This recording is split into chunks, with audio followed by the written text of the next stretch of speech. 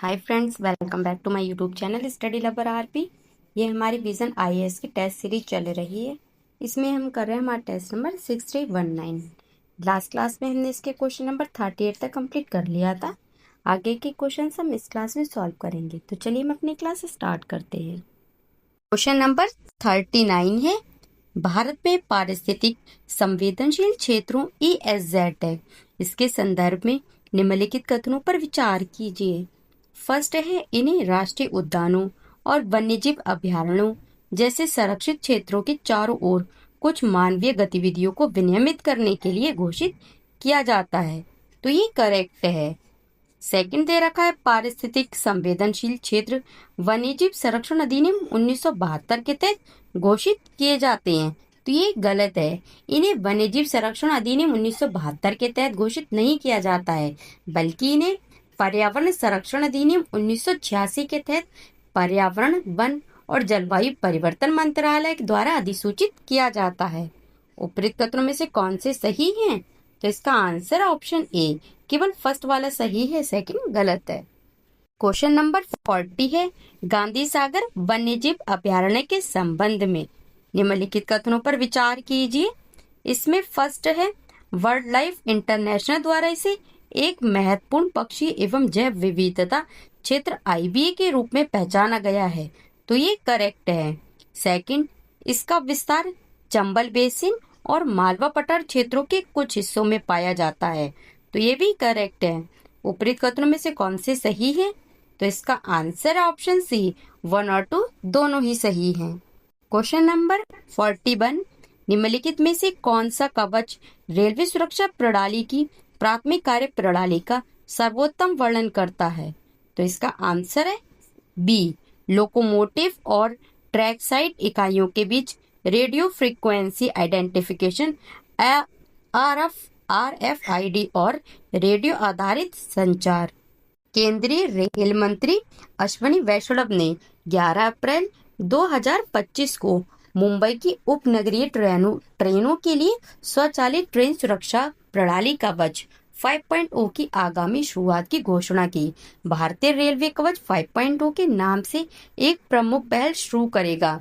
ये जो प्रणाली है, ये मेट्रो और उपनगरीय ट्रेनों के लिए कार्य करेगी और दिसंबर 2025 तक तैयार हो जाएगी।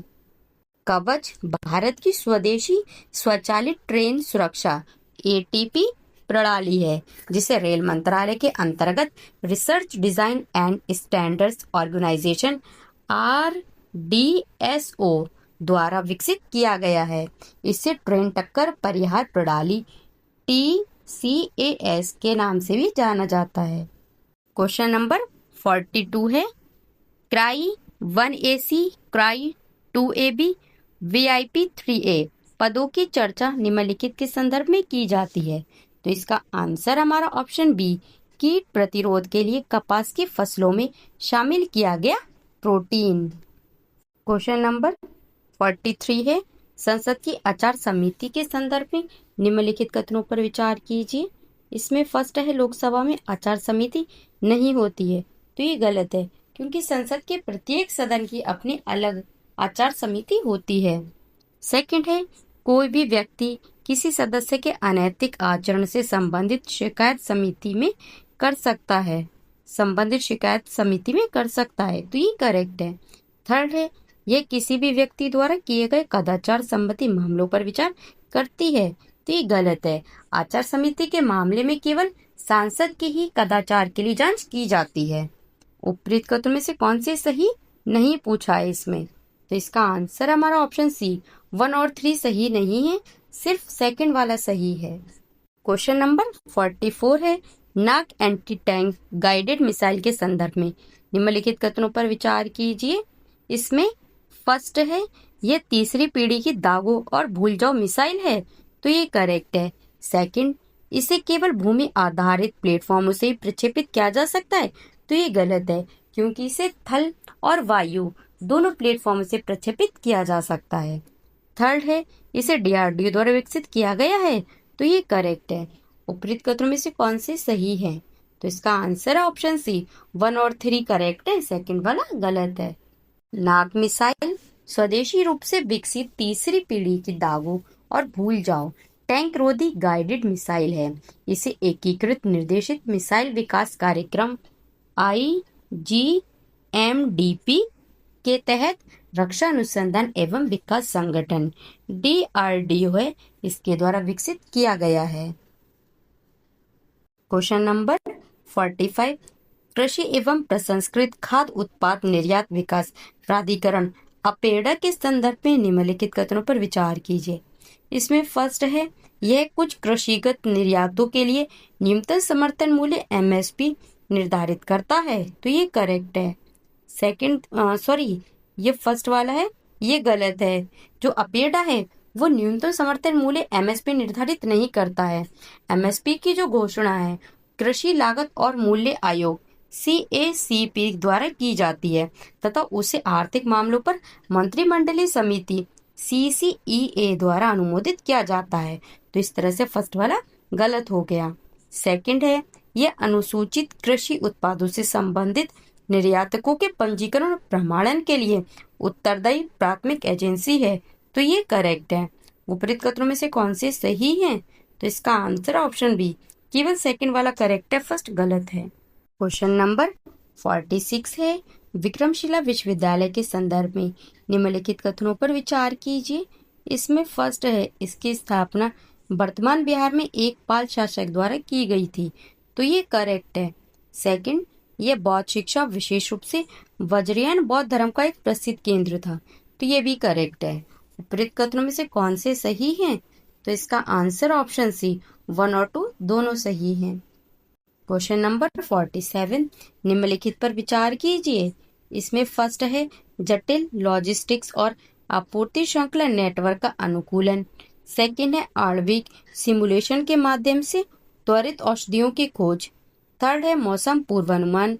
फोर्थ है, वित्तीय मॉडलिंग और जोखिम विश्लेषण। फिफ्थ है, परिशुद्ध कृषि में सुधार। उपयुक्त में से कितने क्वांटम कंप्यूटिंग के अनुप्रयोग हैं? तो इसका आंसर है ऑप्शन डी, ये सभी पांचों ही क्वांटम कंप्यूटिंग के अनुप्रयोग हैं।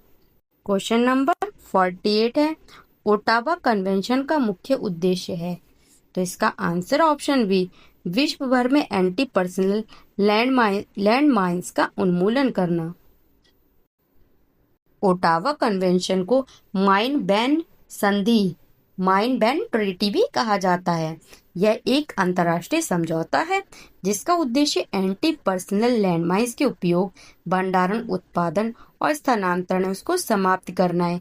ये संधि 1997 में अपनाई गई और 1999 में लागू हुई।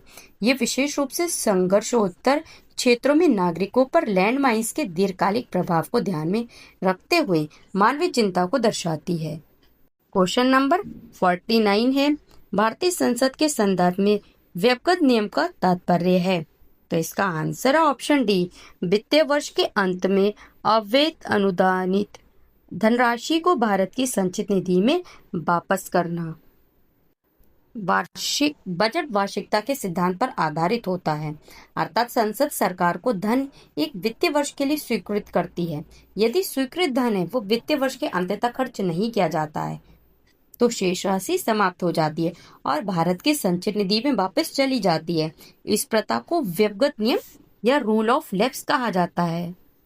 क्वेश्चन नंबर 50 है, पंचायत उपवन अनुसूचित क्षेत्रों तक विस्तार 1996 के अंतर्गत ग्राम सभा के निम्नलिखित अनिवार्य कार्य हैं।